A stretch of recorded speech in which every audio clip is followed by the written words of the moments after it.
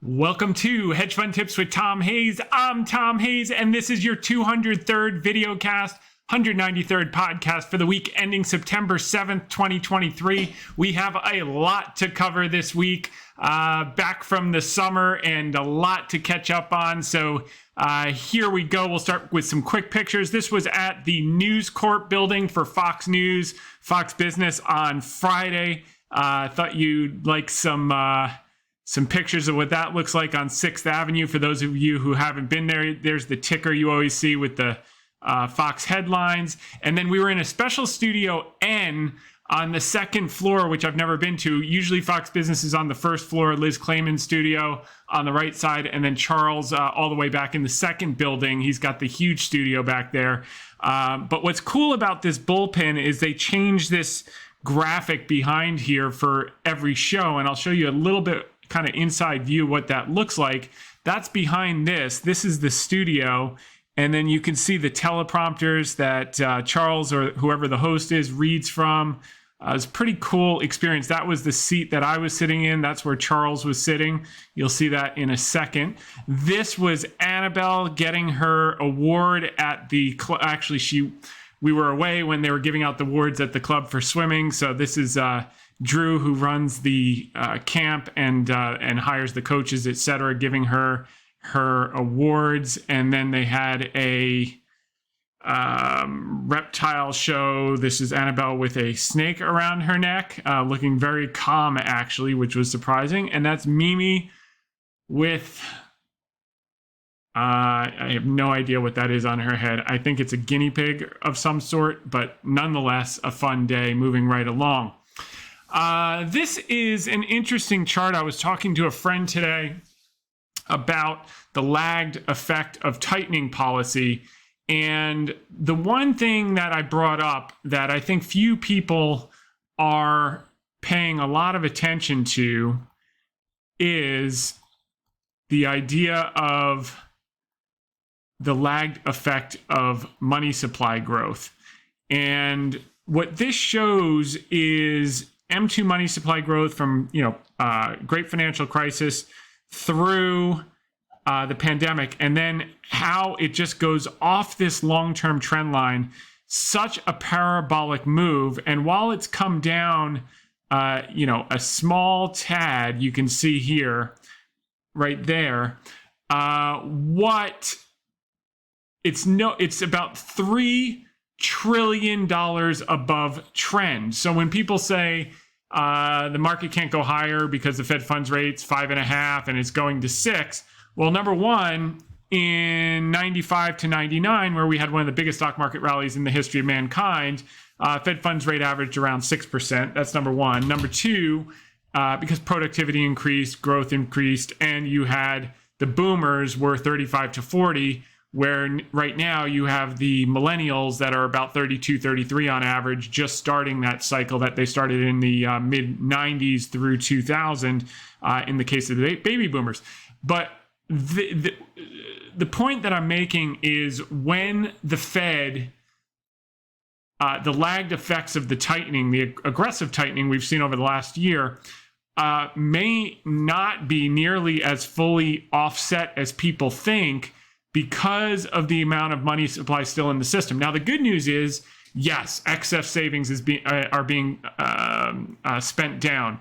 Yes, people are having to take out more credit cards. Yes, more people are having to go back to work, which is the most bullish thing that's ever happened to the economy in a long time. And the reason is, which we saw on Friday, was the labor force participation rate ticked up to 62.8, which means we're getting an excess supply of labor, which is coincident with the average hourly earnings having a lid on them now and starting to come down, which avoids the risk of what they had feared, which was the wage price spiral when you have this supply of labor. So the number one thing you want to see is people have to pay their student loans. People have spent down their savings. People are taking more credit card, because what that means is they now have to go back to work. And the labor force participation rate is going to put that supply back on. It's going to rebalance the equation between labor and capital, where employers will have a little bit more leverage over price, which is going to put a lid on inflation, which is going to help the Fed get out of the way, which is going to help the dollar resume its softness, which is going to create a bid in bonds, which is going to create a lot of the things that we're going to talk about in this week's amazing VideoCast. So moving right along, I want to thank Charles Payne. This was the studio, by the way. You can see here they changed that graphic there in the bullpen. That was my seat, Charles' seat. I want to thank Charles Payne and Kayla Aristivo and Nick Palazzo and Heda Khan as well. We covered here our view on bonds and rates, but the play not being to buy bonds, but actually to be buying those stocks that were most aggressively hit by the interest rate tightening cycle, and how they will recover their intrinsic value very quickly as a function of the cycle winding down, and how we're playing that, how we're thinking about that, and how they're going to revert back to intrinsic value. So listen here.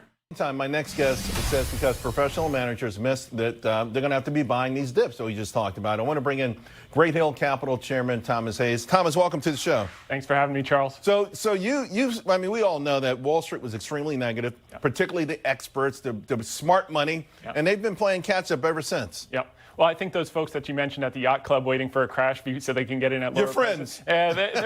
They're going to be waiting a long, long time, that's for sure. You know, as a matter of fact, the seasonality, everyone's negative about September, everyone's worried about September.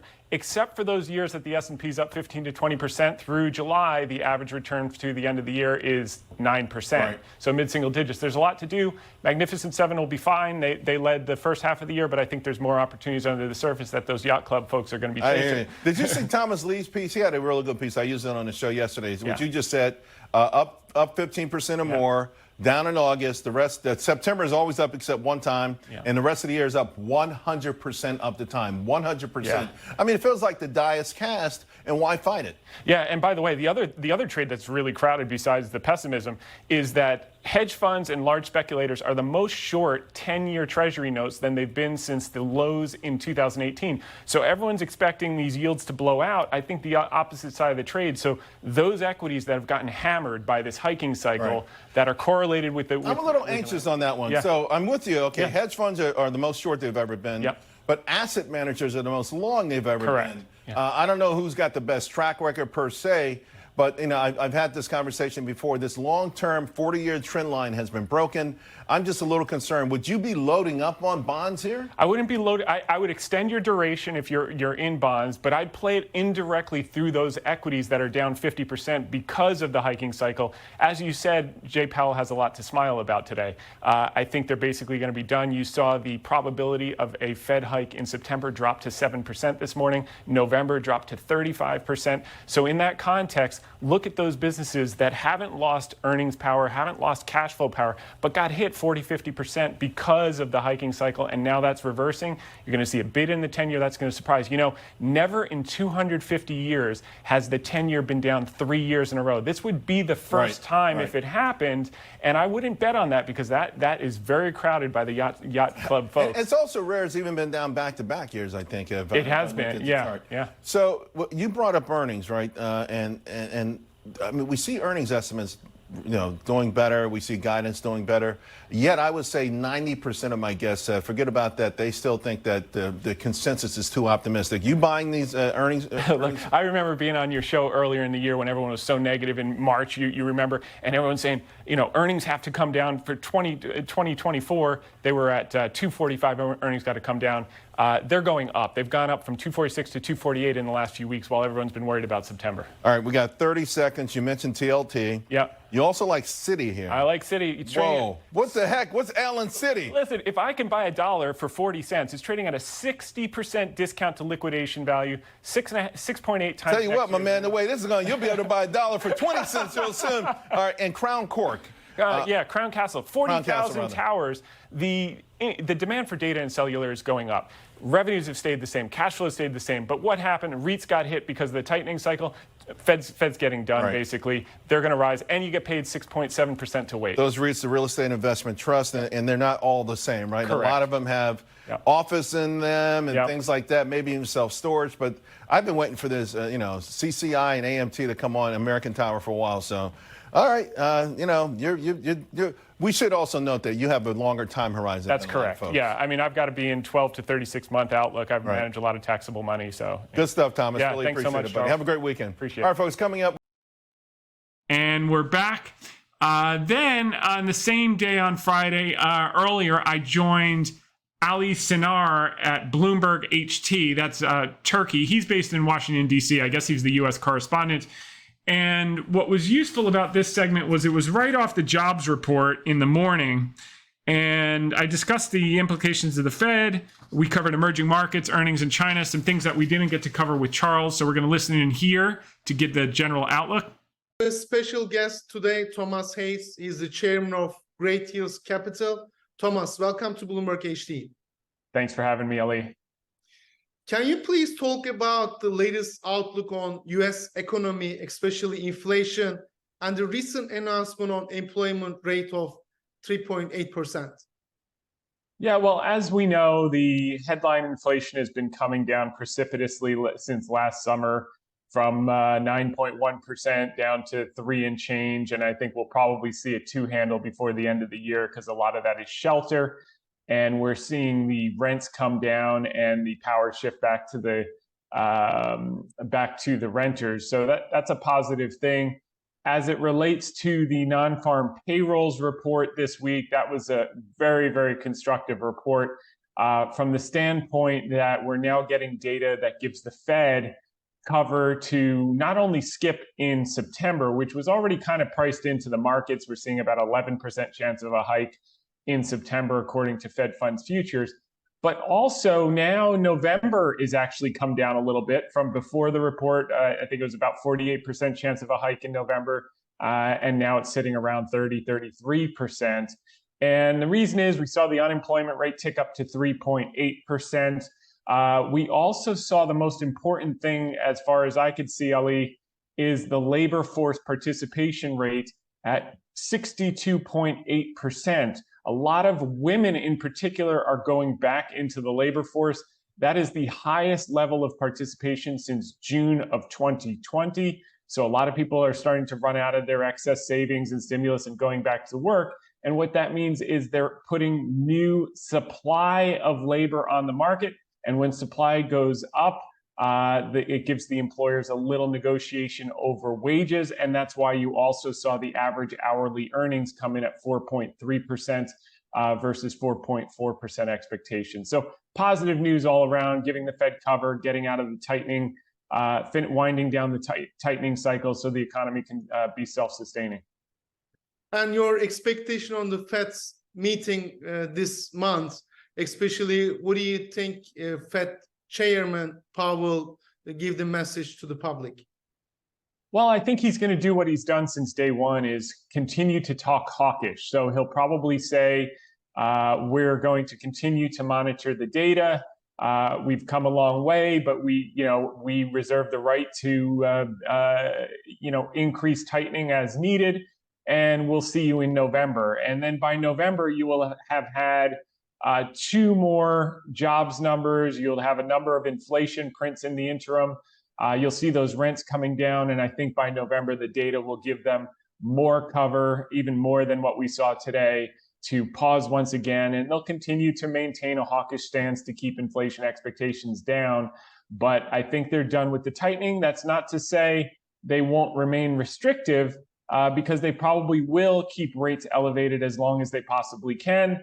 Sometime well into next year, which is constructive, similar to what we saw in the late 90s with a Fed funds rate, which hovered between 5 and 6% back then. I think it will be a little lower this time, and let the economy grow on its own. So I think all in all, this type of data really gives them pause for making any more abrupt moves. Thomas, you share outstanding reports, especially on the stock market on a weekly basis. What is the latest on stock market outlook? Yeah, well, I think that you've had this excessive pessimism around August and September seasonality. And the problem with that is when everyone's looking for a crash is when you usually don't get it. We had a natural 4 or 5% pullback in early August. That was natural. We saw things get a little frothy at the end of July. But most managers are still very defensively positioned, despite the fact you had a 20% rally in the S&P through July. That Barclays hedge fund index was only up 6%. So you have all of these institutional managers that have to play catch up. So on 3 to 5% pullbacks, they have to be buyers. And that's why even if you see a little bit of chop in the fall, these dips are going to be bought. Those people waiting for a large crash are going to be waiting a long time. But I do think the dynamic is going to shift in that managers are going to look more for the things that have not worked yet. So if they have to catch up performance, they're not going to do so by chasing the Magnificent Seven that are already up 30, 50, 70% in some cases. Those will do fine, but they're going to do less well than they did in the first half of the year. The opportunity is going to be in finding some of those value areas where they haven't yet started to perform, but they could perform tremendously into year end. So our general outlook is indices will do fine, less well than they did in the first half. On average, since 1905, when you have indices up 15 to 20%, S&P 500 up 15 to 20% through July, the rest of the year is actually up another 9%. So we could see mid-single digit gains through year end, but that won't be concentrated in the Magnificent Seven like you saw in the first 5 months of the year. It'll start to get a lot of catch up under the surface from some value sectors. Mm-hmm. And my last question on latest U.S. China relationship. Secretary of Commerce was in China. Before that, Secretary of State, Secretary of Treasury, possible meeting Biden and Xi this month at G20 in India. So what do you think about the U.S. China relationship? Is it going to be a better relationship or stable? Your thoughts? Yeah, they're communicating now. And what's basically happened is U.S. business has said to the administration, look, what are you doing here? It's hurting our ability to do business in China. You need to open up communication. So they sent Secretary Raimondo there. She went with the message that we're not looking to decouple. We're interdependent. We need to work together. So this is a big change. The relationship is thawing from fully frozen in the ice age to now thawing and starting regular dialogue and communication. And that's the name of the game. The market just needs to see things moving in the right direction, similar to the Chinese government doing rate cuts, doing some tax cuts are in the pipeline, cutting mortgage rates, and doing stimulus at the margins to just boost things as they come out of their COVID lockdown recovery, et cetera. But we are seeing a lot of green shoots. Anyone doing business in China that's reported earnings has been very, very constructive, particularly on the last 8 to 10 weeks of activity in China. You're seeing it obviously in the casinos in Macau. You're seeing it in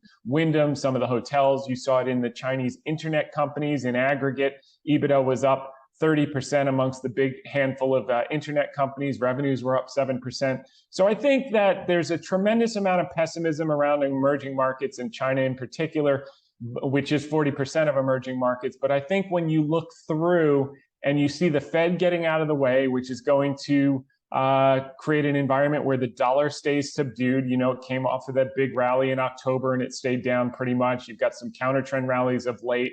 But if the dollar stays weak, I think you're going to see a huge flow into emerging markets in the near term, and that should last for multi-years. China is going to be a major beneficiary as the Fed finishes the tightening cycle and all of emerging markets. So I like the fact that relations are thawing. I like the fact that stimulus is coming in China. I like the fact that earnings are good in China. So we remain constructive on high quality companies over there that are growing earnings and cash flow.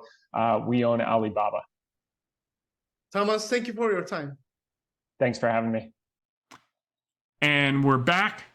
And then moving along, I want to thank Farah El Barari and Sagarika Jazangani for including me in their article in Bloomberg talking about the Goldilocks scenario, which gets the Fed out of the way. And then finally, I joined a military veteran who reached out to me on LinkedIn, who helps people in the military with their finances, etc.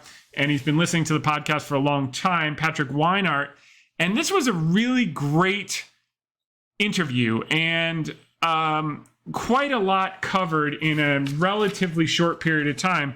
But most importantly, and we got a tremendous amount of feedback on this, we talked a lot about our investing framework, which a lot of you will find very valuable, the impact of demographics on our market outlook, quite a number of our holdings. So even if you weren't able to tune into the live stream because we did it live through StreamYard, you can check it out right here, which is what we're going to do and create the overall context for today's call. So listen in.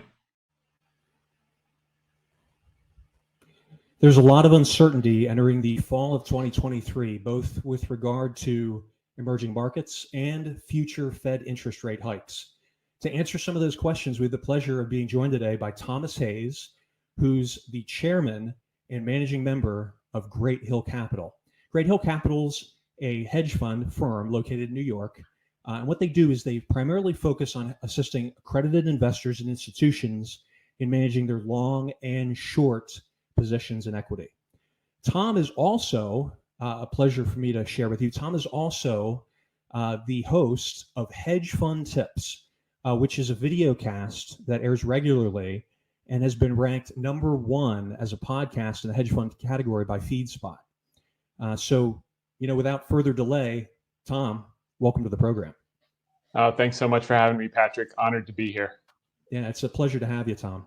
What I wanted to do is start out really by, stating a lot of our viewers, including our current viewers, are active military. And so a lot of the discussion that we're going to have, I may ask questions, and as you may know, that in a certain degree kind of move in that direction to some degree, or at least are tailored for them. But most of the work most of the discussion we're going to have is going to be for the broad market, right? Even for those who aren't in the military, this information is very, very valuable. So what I wanted to do, Tom, first was start out with kind of your background. I know I mentioned Great Hill Capital, but you, amongst many experts in finance, particularly investing, have been particularly bullish in the last several months. I've followed your work. And it to a certain degree is at odds with many people or many quote unquote experts in the industry who are very bearish. Do you have a number of reasons you feel that way? And I know that you're very data dependent, but what's your perspective on the market in general right now? Yeah, well, thanks so much for having me, Patrick. I'm honored. Thank you for your service, and thank you for many of the viewers who are serving in the military. Without them and you, we wouldn't be here and have the freedom to do what we do. So that's the most important thing. As it relates to the markets, we became excessively bullish in October of last year, and listeners can go to our website and see our past, as you mentioned, the Hedge Fund Tips with Tom Hayes podcast videocast. And you can see it all the way back. We leave them up forever. So you can go back in October and see what we're saying. When the market was down 27%, the S&P 500 peak to trough last year, most very big name hedge fund managers, institutional managers, household names were saying that the market was going to go down another 20%. And unfortunately, that took a lot of people out of the market at the exact wrong time, meaning they sold the bottom. And that's why they've been so reluctant to kind of buy the top. They're waiting and hoping the next shoe will drop so they have an opportunity to get in at lower prices. And the bad news is they're probably going to be waiting a long time. And the reason they're going to be waiting a long time is that most institutions had the exact same problem. They were excessively pessimistic at the exact wrong times. And they still have more cash than average than they ordinarily hold over the last 20 years. And what we're seeing, like we saw in the month of August, these 3 to 5% pullbacks are going to have to be bought. And why are they going to have to be bought? Because of job risk, because of career risk. So the S&P was up some 20% through the end of July. The Barclay Hedge Fund Index was up only 6%. So there's a lot of work to do for these managers. And I think, Patrick, the name of the game for the rest of the year is going to be different than the beginning of the year. The beginning of the year was largely driven, certainly the first 5 months was driven by what we call the Magnificent Seven, kind of the large cap tech stocks that everyone knows, the Alphabets, the Amazons, which we own both of those, by the way. We bought last fall when no one wanted tech. The Teslas, which we don't own, the Netflix, et cetera. You know the names, Meta. And I think in the second half, if you're a manager that's underperformed because you bought this pessimistic narrative, you have to put your money in the areas that have not performed to date. And just looking at the All World Country Index, which is all the stocks from around the world, 48% of those are below their pre-COVID highs. So there's still a lot of opportunity and still a lot of things to do, even if you feel like you missed the rally off the lows in the general indices. So if I understand you right, Tom, what you're saying essentially is the Magnificent Seven, the large tech, the large cap tech stocks performed very well in the first half of the year, but you're not anticipating that they will do as well in the second half. Not to say that they'll go down, but that they won't perform as well as some of these other smaller cap businesses, small cap tech, maybe even small cap value too. I think that. Go ahead, Patrick. I was going to say what in particular, what is there a particular area of small cap, at least domestically? We'll start domestically first, that you think has the most upside potential?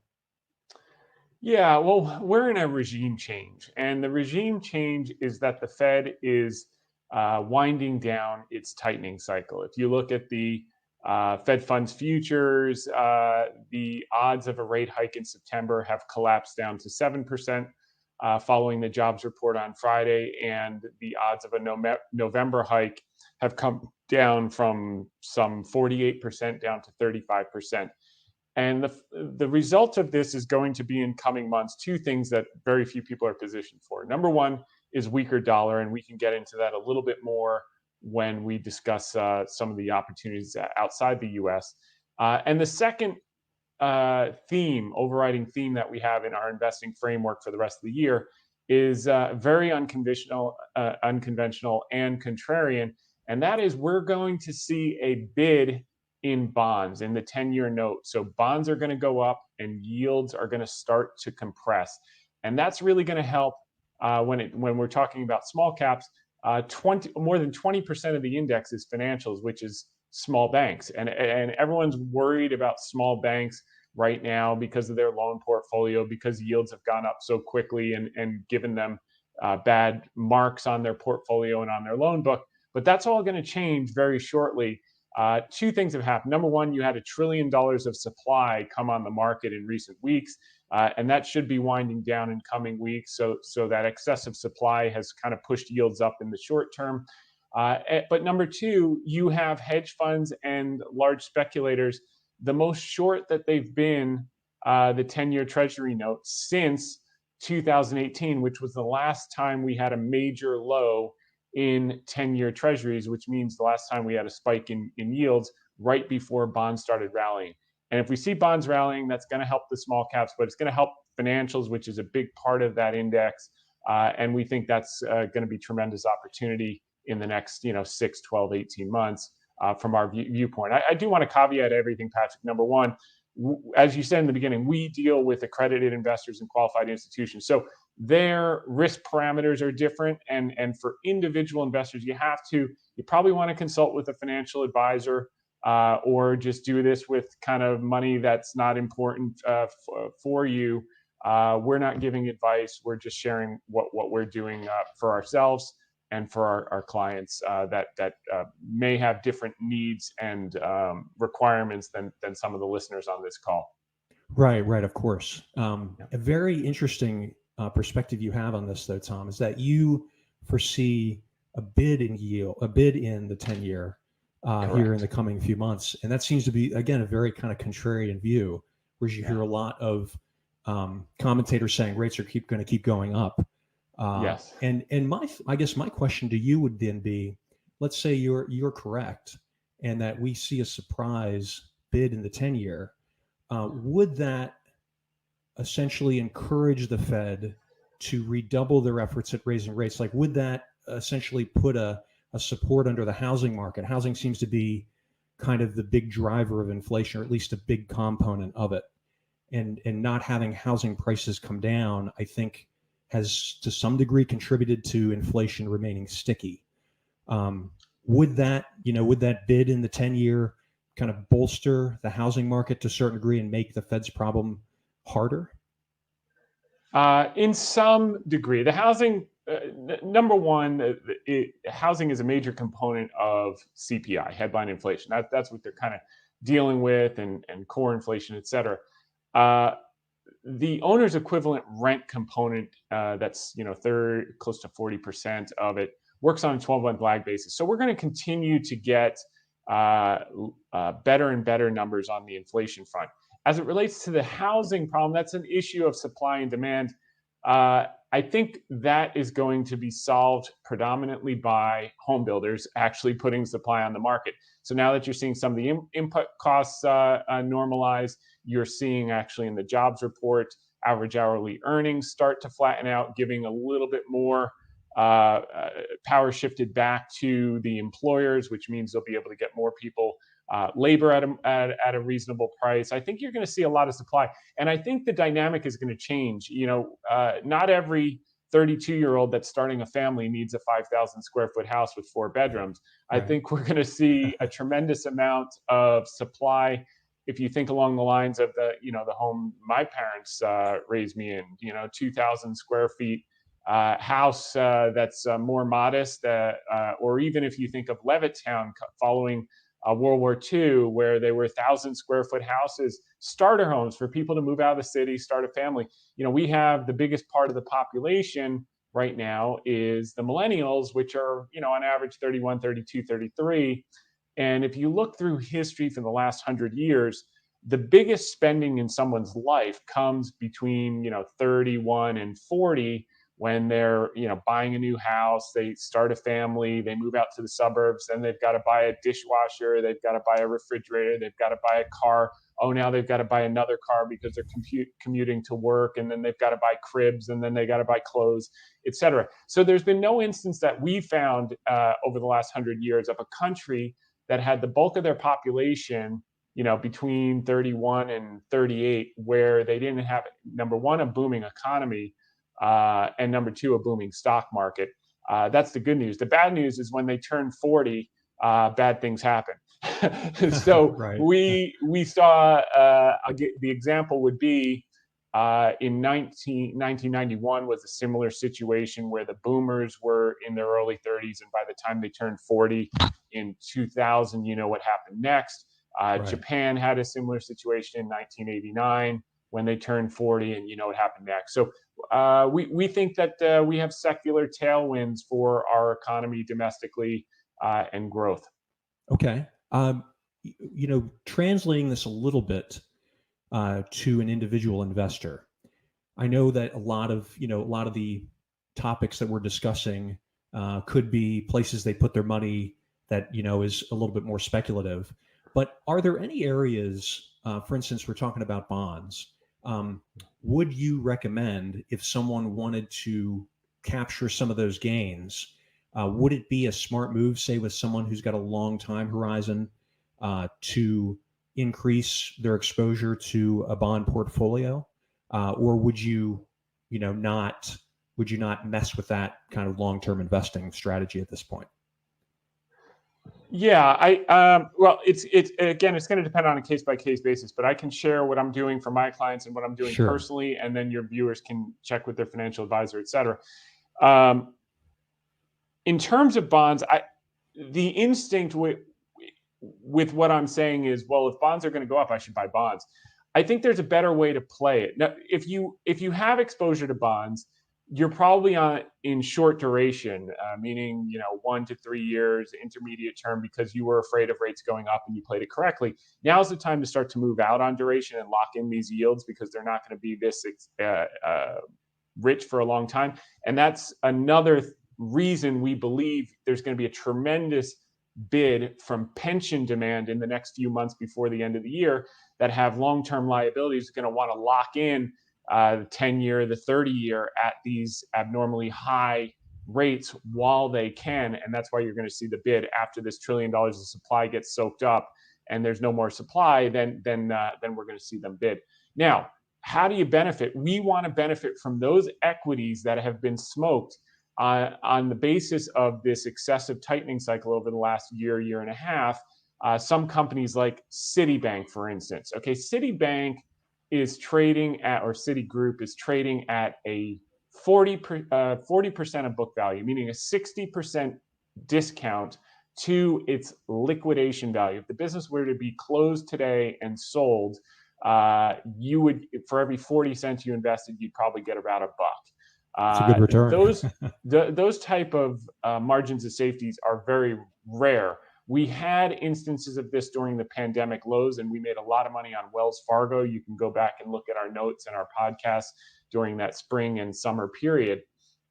Wells Fargo is not a tremendously well-run franchise, I'll be candid with you, but they are in a turnaround. I think Jane Fraser will deliver, or she'll be replaced.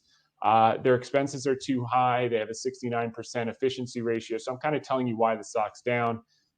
They need to get down to a 63, but they are selling non-core assets around the world and raising cash.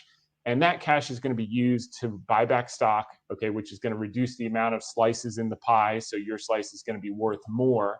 And, you know, not only is it trading at 40% discount to book, 60% discount to book, 50% discount to tangible book. It's trading at about 6.8 times next year's earnings. That compares to normally trades around 10 times forward earnings. And in a banking cycle, we're at a trough here for some of these banks where they trade, you know, they can trade below book value, which in this case is trading dramatically below book. But peak cycles, they can trade up to 1.5 or 2 times book. So we think if you look 12 to 36 months out, plus we've got the M&A cycle coming back. You saw the headlines today about ARM Holdings. You saw Kava over the summer. Instacart's lined up. There's a ton of them lined up. Once the game's on, all of that, the capital markets have basically been closed for 1.5 years because of the market sell-off last year. As that reopens, these money center banks with investment banking franchises are going to mint money. And also as bonds get bid, you're going to see a lot of issuance in fixed income as well as equity, primary and secondary. So I think they're well suited to do that. And the second one that we like, we have suggested, I know you followed our podcast, we've liked REITs when no one liked it because most of these REITs, their revenues have not been impaired at all. Their funds from operations have been pretty steady, but all of them have been smashed by 50 to 80% because they trade inversely with rates. As rates go up, they get pounded. Not dissimilar to utilities, but it's more pronounced in REITs. We think that's at the end. So this is a leverage play. We like Crown Castle, which has 40,000 towers for cellular data. The demand for cellular and data is only going up. They've got a huge toehold in the U.S. markets with 40,000 towers. You get a 6.7% dividend while you wait. That dividend grows about 7 to 8% a year. Oh, and by the way, you may wind up with a double over the next 2, 3, 4 years as this reverts back to normal pricing and historically normal. And you see this over and over. It happens, it's happened 2 or 3 times in the last 30 years, and this is one of those opportunities. Tom, that's actually an interesting point you bring up, because I think when a lot of people think of REITs or even just a real estate in general, they think of commercial and residential. And they think, well, commercial's not doing so well, so I don't necessarily want to be involved in that because I've heard in the news that it's not well, whereas I want to be in residential. Whereas what you're bringing up with Crown Castle, it's unique because you're right. Yeah. Telecom's not going anywhere. In fact, there's probably demand is only going to go up. And ahead. It's funny. The commercial is consensus, and I was going to talk about Vornado, which is what everyone hates is commercial real estate. The problem is we started talking about it when it was $14 and $15, and it's up 73% in the last few months. While everyone's Right. still worried about commercial real estate, the A properties are flying. So Right. I didn't want to pitch that after it's up. But I think Crown Castle is not up, and that's one that is new for us and we think is interesting.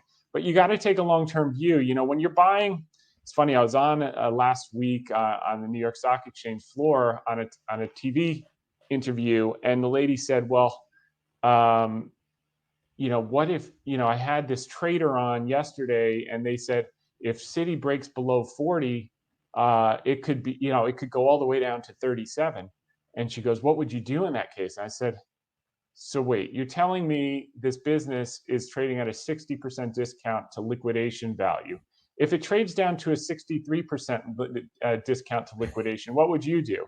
I'd buy more shares if I had money. So at that Exactly. point, so Right. Yeah. if you think about it from a standpoint of owning a piece of a business versus a piece of paper with a price attached to it, but actually a business. If you own 100 apartment units in a few buildings, and the revenues have stayed the same, and the net income to you has stayed the same, but real estate is out of favor because of rates or whatever, but your economics haven't changed, and the buildings are worth $30 million, but today no one will offer you more than $12 million, would you take the bid? And the answer is no. You would laugh the person out of your office. But Right. in the public markets, people sell their stocks in those situations every single day.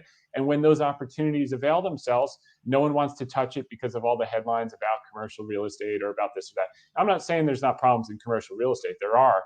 The key is to distinguish from the noise and know that the cream will rise to the top. Just like the malls, the A properties did great. B and C had some trouble, and you just want to stay away from the B and C. Yeah, that's kind of a deep insight into buying and selling equity, because it's like you need to think of it like you said, think of it like a business. And I think probably younger people still view it as a bit of a speculative game. They buy something hoping that the price is going to go up without really knowing anything fundamentally about the business itself. And yeah, and there's one more trick is if you're worried about the paper prices and trying to get rich overnight, the problem is you're going to give half your gains to the government. If you take a long-term view and you take 12 to 36 months, you're taxed at a much more favorable rate, long-term capital gains, and then you get to actually keep the fruits of your labor and your intellectual capital versus giving half of it away and more likely than not churning up your account. So, Tom, I want to shift gears here just a little bit and talk a little bit about emerging markets, because I know that's a specialty of yours. Yeah. At least that's an area of interest of yours, or you've talked about it quite a bit. I know right now that emerging markets, parts of them have gotten hit. They've been down, particularly in China. And I also know that there is potential, and you believe there's a lot of potential in this area. Can you give kind of the viewers a little bit of an overview of what parts of the emerging markets you think have potential, and why?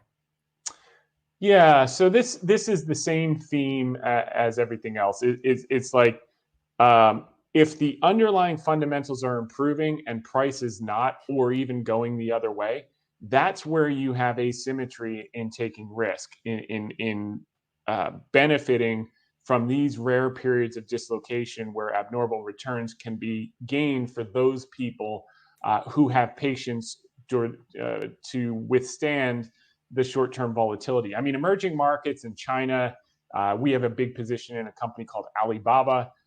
They, on a day-to-day basis, it would drive you crazy and you'd pull your hair out.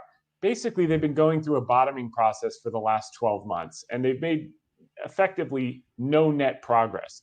But on a day-to-day basis, you would think the world had come to an end. All the people had ceased to exist. There would never be any business done ever again in emerging markets, and that their population had a declining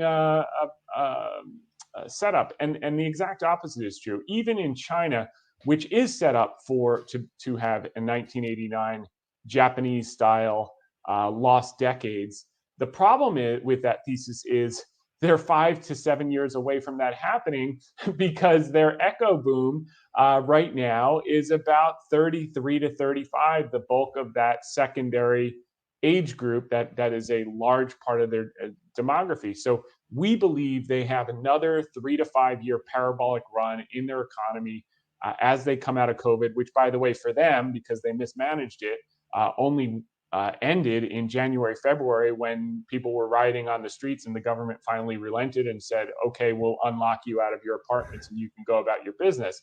I mean, you can't make this stuff up. But like all governments, they make the right decision after exhausting all other possibilities. And as it relates to stimulus, this time will be no different. They're kind of trickling out in China, mini rate cuts and little bit of help for the property developers and this and that. And they do the same thing every single cycle. They do the absolute minimum until they have no choice but to pull out the bazooka. And it's our view that they're going to have to pull out the bazooka to re-stimulate growth because of massive mismanagement of COVID over 2 to 3 years. And if they don't do it, the same thing will happen that happened with the COVID lockdowns. You're going to see a bunch of those 20 to 25-year-olds who went to college and thought they were going to work for Alibaba on the street angry because they don't have a job, and you got 20% youth unemployment. And all of a sudden, the Chinese government will realize if we don't do something quickly, we're going to be probably carried out of here against our will. And that's the last thing you want is a bunch of 20% of your population educated and angry, displeased with your leadership. You want to appease that very quickly, and they're going to have to do that probably in the coming months, if not sooner. But leaving that aside, there's another group of people that makes the case that actually, despite all the headlines, things aren't that bad. Maybe they don't need to stimulate. And I sympathize with that view. I just don't think the government is going to risk it in the sense that if you look at China tech earnings, they had the crackdown last year.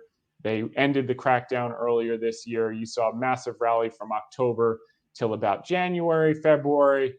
Then it's been sideways chop as the reacceleration hasn't happened as fast as everyone wants.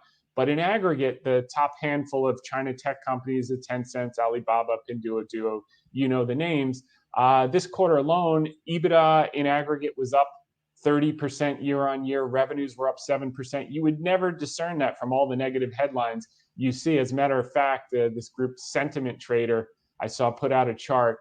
The negative mentions of China in the media are at an all-time high, and they measured it. It was like something like 30,000 or somebody. I don't know how they actually do it, but they had the data back like 20 years, and you could see the spikes.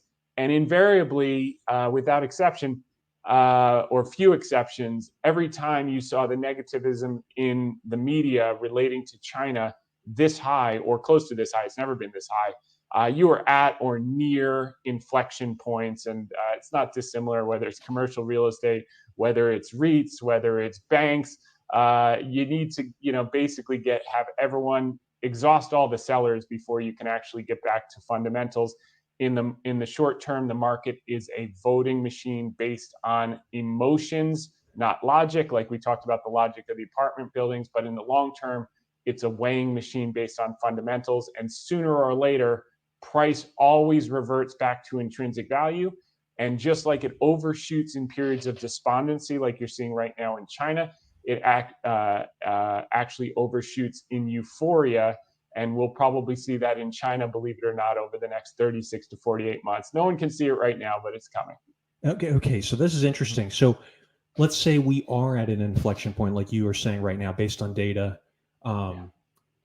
What would be, so a lot of, and I'm going to use military service members as an example here.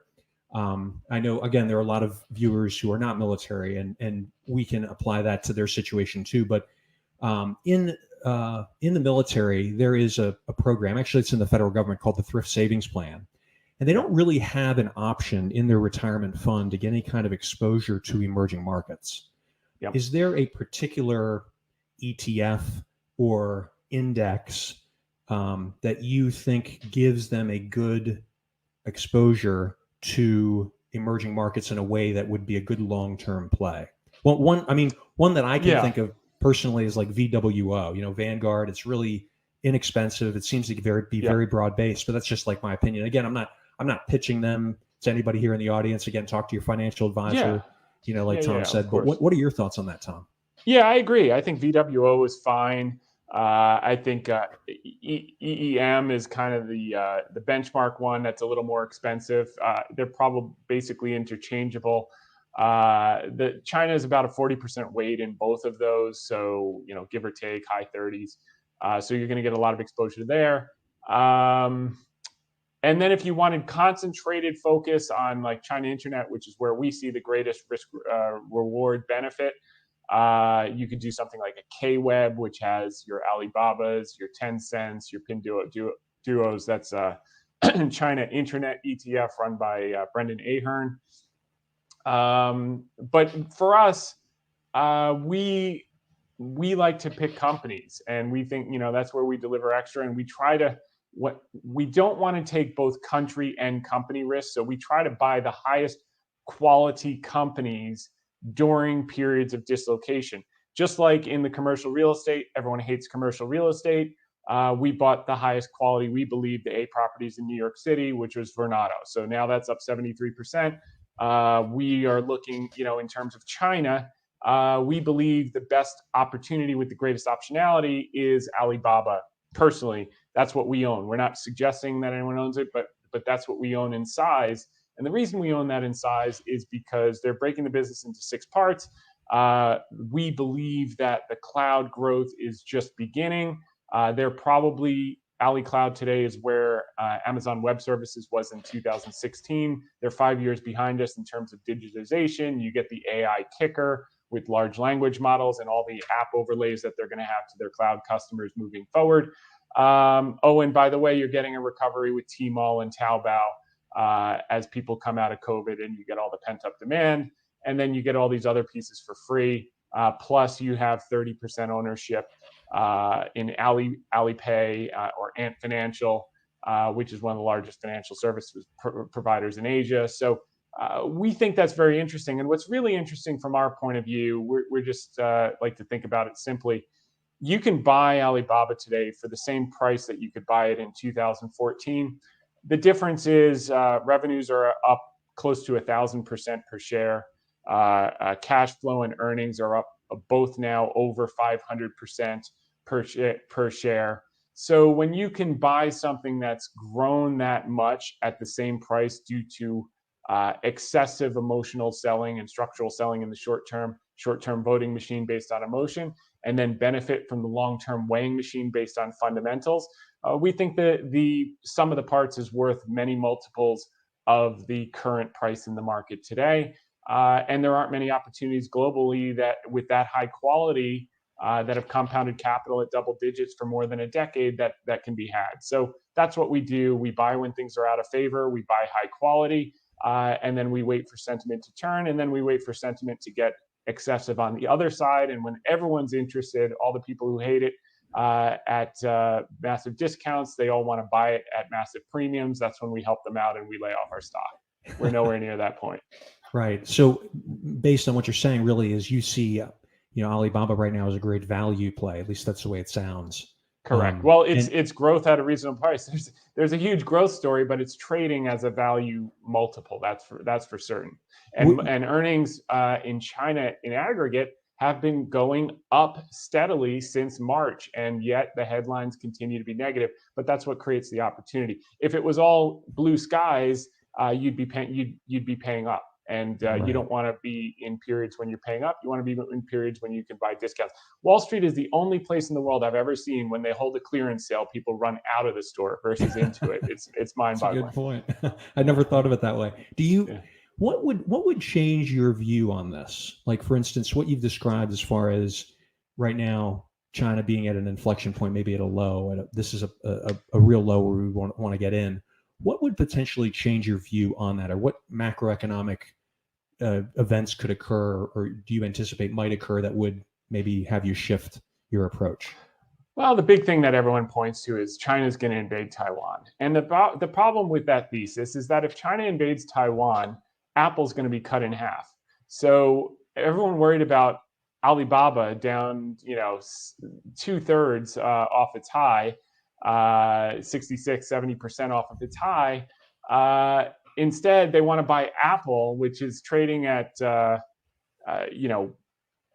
27 times next year's earnings versus its historic average multiple of 13 times. People can't get enough Apple at a record high multiple, which would be more impacted than Alibaba, because Alibaba, that risk in our view is largely priced in, whereas Apple, it's not priced in any, and everyone is overexposed to Apple, whether it's through index ETFs or whatever. And what would happen to the S&P if that happened? The S&P would probably be, down 35, 40%, something like that. So I think that a lot of the fears around the worst case scenario, geopolitical event or whatever, as it relates to China, are already priced in and probably won't occur. And if they're to occur, I've talked to many military experts. They said, we're in the unlikely case it were to happen, it would probably be at a minimum 5 to 7 years out.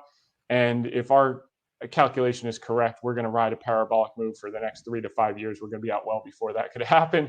But I think that it remains a very low probability scenario. And at some point, if you could be 100% certain, then you would just have, 100 or 200% of your portfolio in one name. You never do that. We own, Right. Anywhere from 8 to 14 companies at any one point in time. You can never be perfectly certain. There's always the possibility of things that you don't know.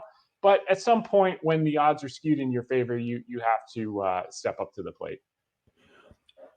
Tom, what are your feelings on, with this in view, what are your feelings maybe on some alternative assets?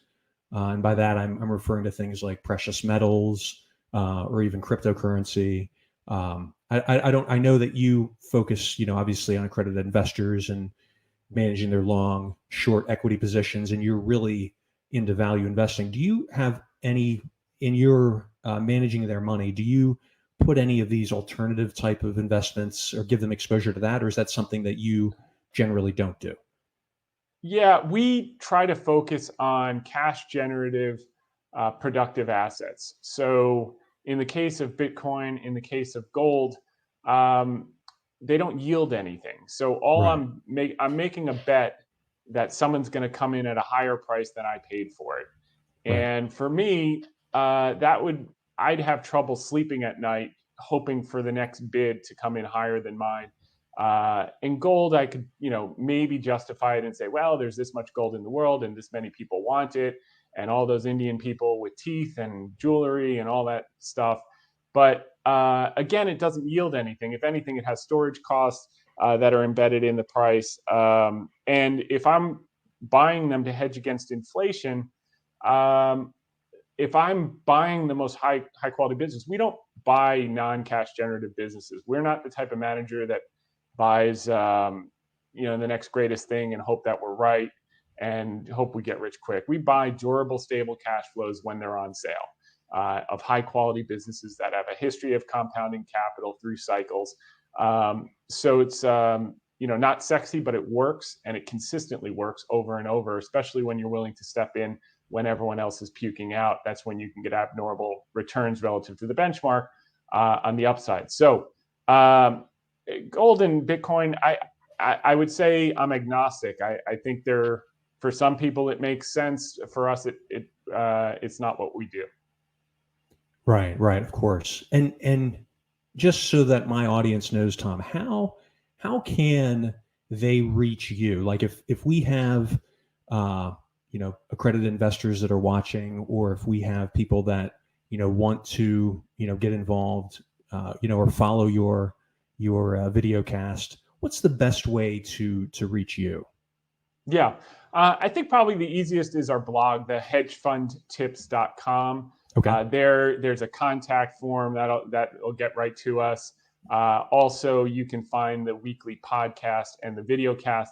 And that's probably the best way. Most of the people that wind up investing with us, they'll come to us and say, I've been listening to your podcast for a couple of months, and I really like your style, and I've seen you, make these calls, and I thought they were crazy, and they work out. I have some people that call me and say, I've been listening to you for 2 years, or I saw you on Fox Business, or whatever it is. And it's just I'd rather people get to know me, they understand the investing framework, and then I'm working with like-minded partners that I like and enjoy, and we're going to be doing it together for a long, long time. And we take the long view on everything, whether we're investing in high-quality companies and building a relationship with clients that we're going to be helping and growing their money for a long time. So really get the take advantage of the free information. The podcast offers a tremendous amount of value, as you pointed to. It's ranked #1 in the hedge fund category. We're very grateful for that. Get to know us that way. And then if it makes sense, you can hit the contact button if you have any questions. We also do an Ask Me Anything question every week, and people put in stocks they want to know about and questions about the markets. So that's a great way to get free value. And then for some people, it's going to click and they're going to say, well, that's all great. I don't have time to figure it out. I'm going to just call up Tom and see if he can help me out. And then for others, they just listen and get the free information and take advantage that way. And either way is fine with us. Awesome. Thank you for sharing that. You know, just kind of as to summarize maybe your position, you tell me if I've got this right. Over the rest of this year, you see greater potential kind of in small cap, particularly in financials, some financials and REITs here domestically. And then you also see, you know, potential upside in long duration bonds and kind of emerging markets, particularly with regard to China. Would that be kind of a good summary? That's a fair view. And if you go on the website, you'll see our weekly notes. We have listed by categories. You'll see the VideoCast, the podcast, but you'll also see commentary, a link, and that has our weekly research notes. And a couple of weeks ago, we went through about 10 or 12 stocks we own that we like, and kind of a little bit of the reasoning behind that. So you'll see it's pretty diversified outside of what you said, but the core themes are exactly what you said. And you'll see how many of those names fit into those themes, which is dollar resumes its softness after this most recent counter trend bounce since July, and bonds up, yields down before the end of the year. Well, Tom, I think you brought a lot of value to our viewers. So I want to say thank you for your time. I know your time is valuable. And I really appreciate you sharing this very valuable knowledge with all of us. And we look forward potentially to having you back at some point in the future if you're available. Well, thanks so much, Patrick. Again, I'm grateful that you invited me, and really want to reemphasize my gratitude for the service of all the military folks listening to this call. That means a lot to you, yourself, for your service, and thanks again for having me. Thanks, Tom. And to the viewers, appreciate you watching. Please remember to subscribe, and thanks again for watching. And we're back. So that right there is how we're thinking about the next few months in a quick and easy nutshell. Starting with Seth Klarman, our quote of the week: value investing by its very nature is contrarian. I would add one word to that quote, which is good value investing by its very nature is contrarian. This is a chart from Robert Slumer from RBC on the 10-year Treasury, the 20-year Treasury ETF TLT, which is a reference to what I was talking to Charles about, and also Patrick, and probably also Ali. What he's pointing to here, and we've pointed to a number of things. We'll get into the commitment to traders, et cetera, and the overcrowdedness of this trade. But he's seeing it from an even different aspect, which is what they call a positive divergence, which basically shows when the RSI is trending up higher lows and the underlying is doing, double bottom or even lower lows in some case. When these are diverging, it's usually the RSI that wins out, and then price starts to follow. So there are a number of factors pointing to the bonds starting to rally and all of the pieces of the puzzle fitting in, and the equities we're discussing starting to take off as a function of that. But I like seeing it from a different cut, and this was really helpful from RBC Robert Schumer.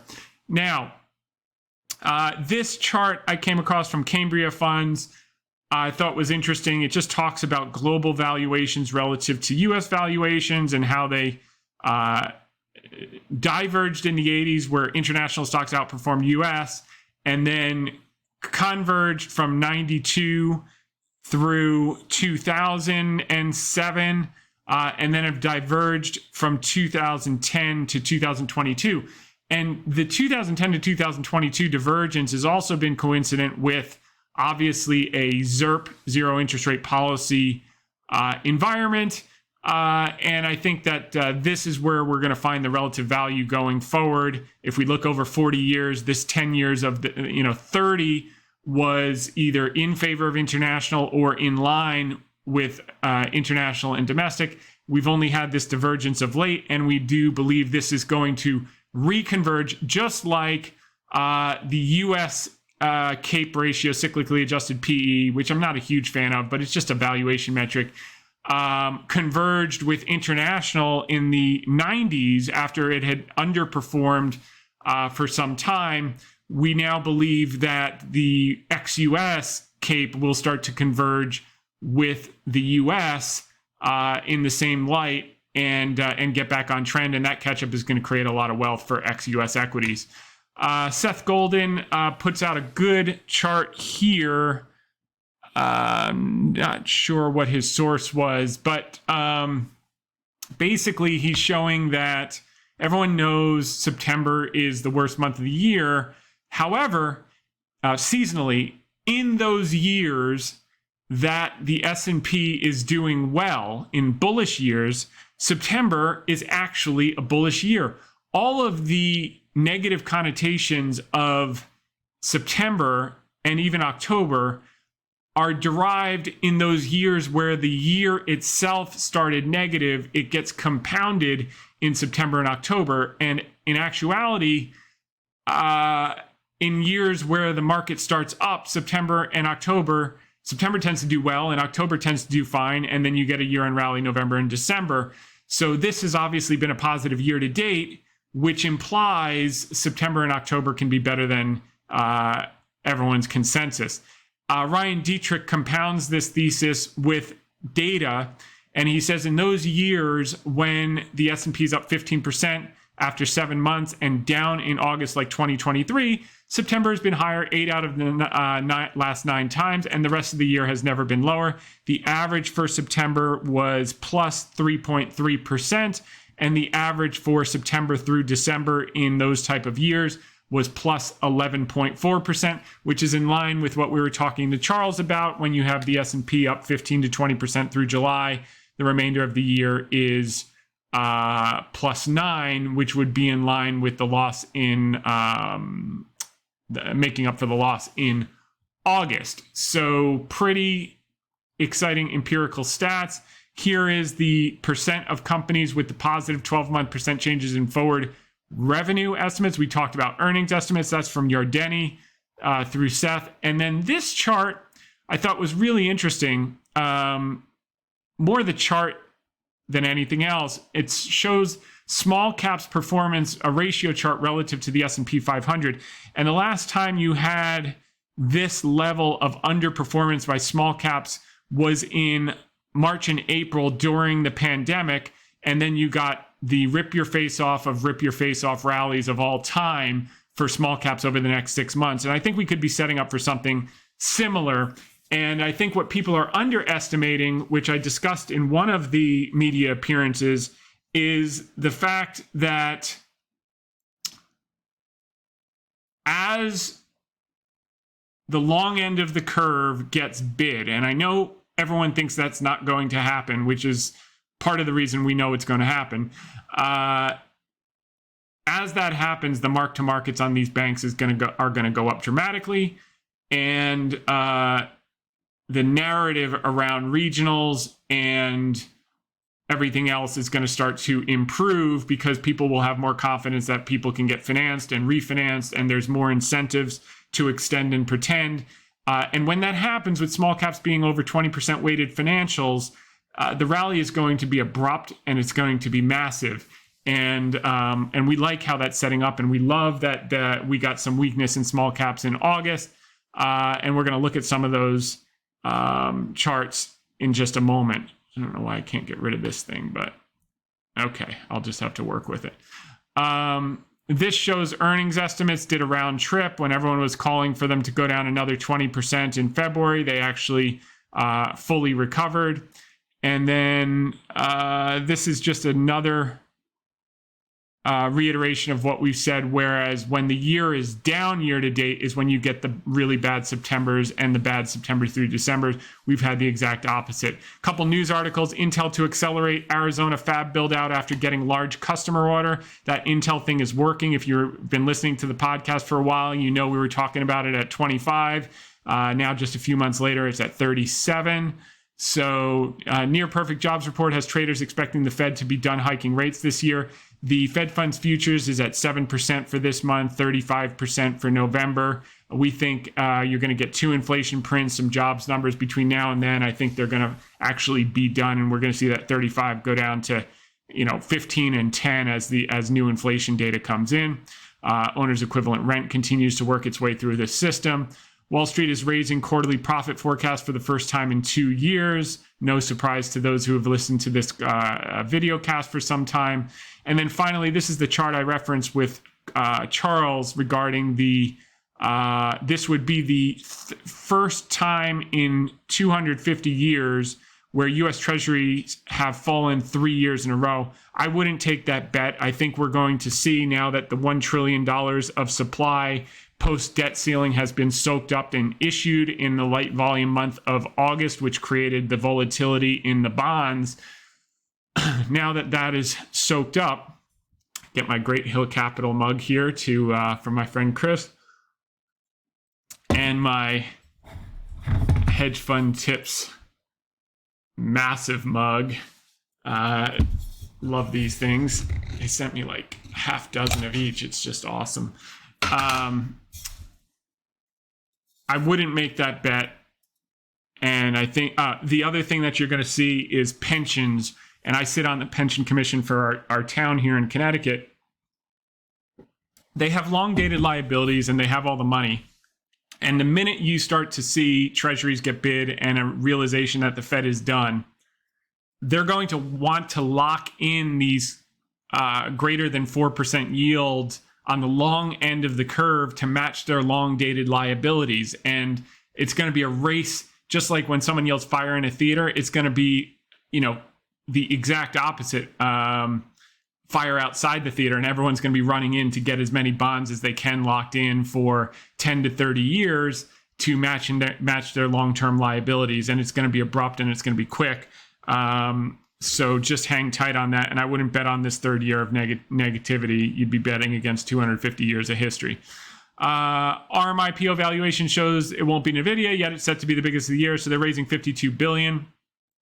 That's key because it's going to ignite the fire for the IPO market, which is going to help all the money center banks like Citi, et cetera, and the risk appetites are going to come back on. We saw a taste of it with Kava over the summer. Then Instacart will get out. Then we'll start to see some more quality IPOs after the first few get out the door. Apple wants to be a force in live sports. Buying ESPN could be the answer, so they value it at $50 billion.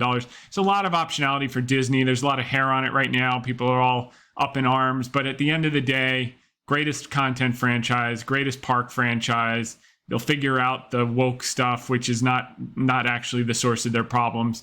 Maybe it's some of their problems, but more than that, Iger will turn it around. This thing will be phenomenal. They have a lot of optionality, a lot of stuff to monetize, and a lot of growth around the world, which we're going to touch on in just a second. Minutions, Liberty 77 Capital acquires 5.5% stake in Lionsgate. I'd pay attention to that. Lionsgate is basically like all of these streamer type companies and studios that have been left for dead, like Paramount and Warner Brothers Discovery, and a few others, and even Disney Plus to a lesser extent, Hulu.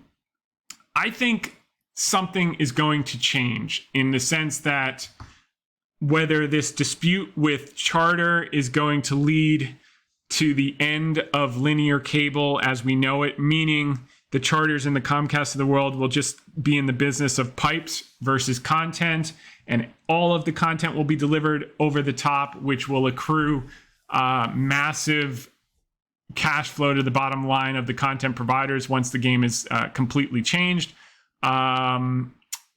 or the pent-up demand for content, or. But there's a lot of optionality, and to see a guy like Mnuchin, who, in my view, saved us from a Great Depression in 2020, was probably the most competent, effective public servant that we've ever had in the history of our country. What he was able to pull off in those 3 months, and as a result, made us a ton of money, by the way, as a result of his actions. I would pay very close attention to that. So next is Wells Fargo. This is Mike Mayo, one of the better bank analysts out there, saying Citigroup is pricing in too much fear. He's got a $55 price target on it. He's being obviously conservative. At the end of the day, if Jane Fraser can't deliver like the CEO of Walgreens, she'll be out. And she doesn't really have to deliver a lot. All she needs to do is finish selling off non-core assets outside the U.S., and buy back stock and bring down the efficiency ratio from 69 to 63, and you'll have a $75, $80 stock. If she can't do that, there's plenty of people who can. She's had a long enough leash, and it's time for her to deliver. And I think this one's one of the most leveraged plays, quality franchises that can be a solid almost double in a reasonable amount of time, 24 plus months. Or sooner, and at the very least, you're buying it at a 60% discount to liquidation value, and it's not too often you get franchises like this that you can do that. So we like that. This is a chart from Sentiment Trader on negative articles in China at a record high, and you can see those times that the bottom was already in, like you had in 2018. This level of pessimism was the beginning of the parabolic move, similar to 2015 after the bottom was already in. You had this huge move up, and same as 2013 after the bottom was basically in, you had one of the most parabolic moves. And I think this time will be no different. The bottom's been in for about a year now. Coming up on a year. The negativity is at record high, and they're taking the actions. It's just dribs and drabs. They're working against their own self-interest, but they're getting it out there, and it will work. I thought the Apple thing today was very interesting in the sense that they're kind of putting U.S. negotiators on notice that they do have some leverage, and some of the sanctions that they've basically put on China as it relates to chips, et cetera. I think some of them, certainly the ones that are sensitive for defense, are very important for our national security, et cetera.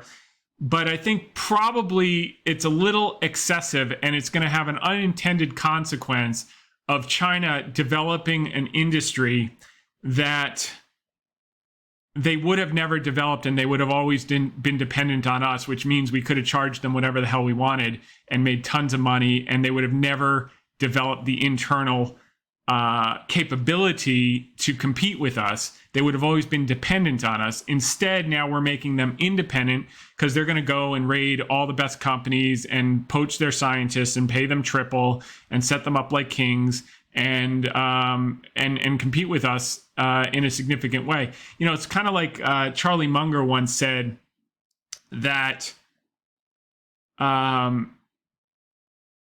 he would rather keep all of the reserves in the U.S.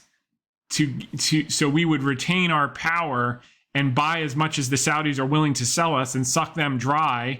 So at the end of the day, we had gotten all this cheap oil from the Saudis as far as the eye can see. And when they were eventually dry, we would have all the power because we still have, reserves as far as the eye can see. And I think it's kind of the reverse of what they're doing with the Chinese, who were dependent and needy for what our technology now are being forced to compete with us by ourselves. So we're creating a competitor we didn't have to have for some of the things that were not related to national security. And it's unfortunate, but maybe there will be a positive outcome from this type of move.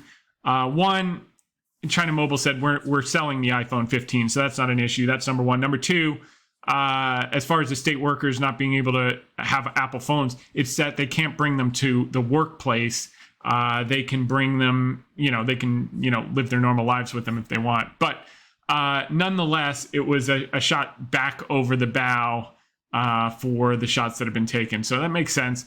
Walt Disney breaks ground on third themed hotel in Shanghai. So they're not slowing down. This demand is just getting started post-COVID. Disney's going to benefit. China's going to benefit. Everyone's going to benefit. And people just can't see the forest for the trees right now because the headlines are so terrible. Here's a guy, James McIntosh, over at the Wall Street Journal this week. He said, yes, there is a bull case for investing in China. And he's talking about valuations, etc. MSCI China is trading at 10 times versus the U.S. at 20 times. The dollar cycle, et cetera, et cetera. All the things that we've spoken about, he's starting to speak about, and relative valuations. So it's good to see something other than negative headlines. Alibaba Cloud eyes state firms for up to $3 billion in funding. This is really valuable because there was a view that the Chinese government was going to push the state-owned enterprises to get all the cloud business, even though they had nowhere near the capability of what AliCloud had. And by Alibaba raising $3 billion for growth ahead of the IPO, this is basically an implicit nod that the government is supporting their growth and wants them to succeed versus what we saw a year and a half ago, where they were doing everything to hurt them. So now they're partners, and that's a positive thing. Moving along, China stocks advance in best week since July as property measures, factory report, lift sentiment, et cetera, et cetera. So this was Friday. What a difference a few days makes, but that's just the way it goes. We're going to look at what some of this stuff actually looks like versus the noise around it. China's resurgent internet sector posts strong profit growth in the first 7 months of 2023, led by e-commerce and local services. China internet industry aggregate profits rose 29% year on year to $11 billion US dollars in the January through July period. Revenue grew 2.8% over the same period, and they're talking about the aggregated stuff. We've referenced that as it relates to EBITDA. The Bank of America notes China's trade slump narrows as stabilization signs emerge. China to launch $40 billion state fund to boost chip industry. Again, this is not the stuff we want to see. This is, again, an unintended consequence of knee-jerk policy that in the long term is going to be a disadvantage. China dials up a tech win. You saw they put out this Huawei Mate 60 Pro smartphone and shocked everyone that their technology was up to snuff. You've got the SMICs of the world over there. They've got 7 nanometer chips, which, a couple of years ago were super cutting edge. At the end of the day, I think the one thing we're going to regret is that they're no longer dependent on us for this stuff. And we're going to look back and say, that was a critical turning point. We could have kept them right where we wanted them. And instead, we unleashed a dragon. And that's dangerous from a national security point of view, in my view. But we'll leave the politics aside. China seeks to broaden iPhone ban to state firms and agencies. So they're fighting back. They won't do anything material because the Foxconn is the largest employer in China.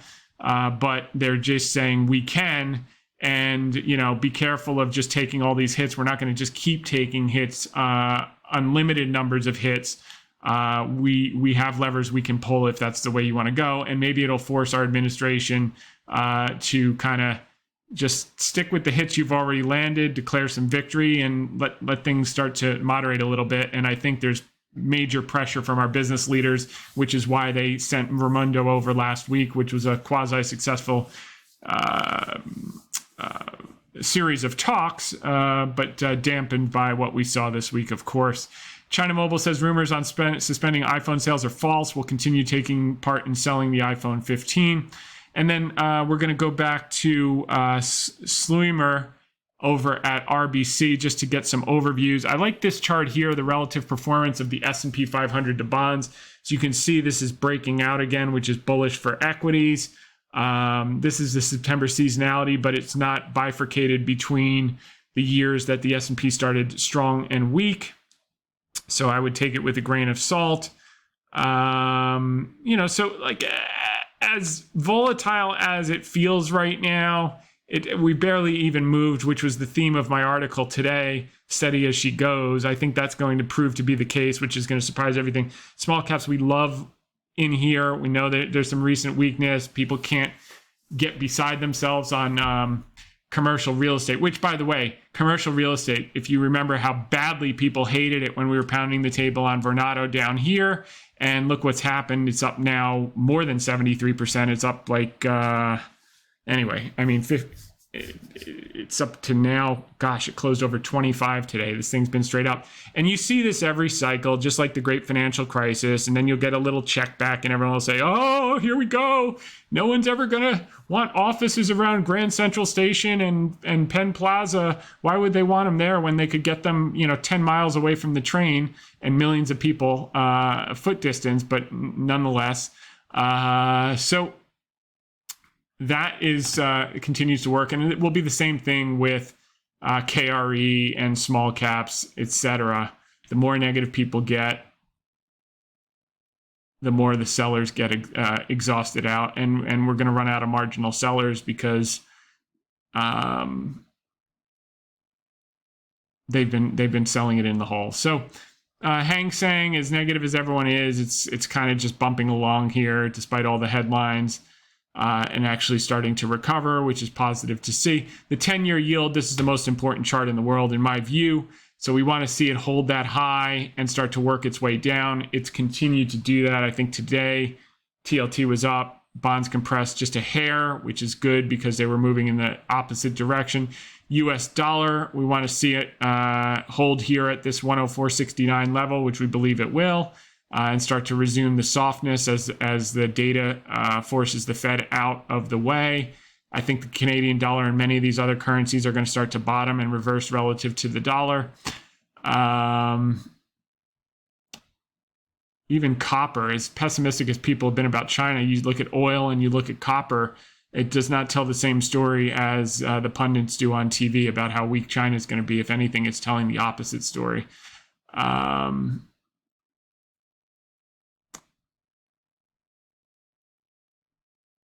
Okay, Devon, Freeport,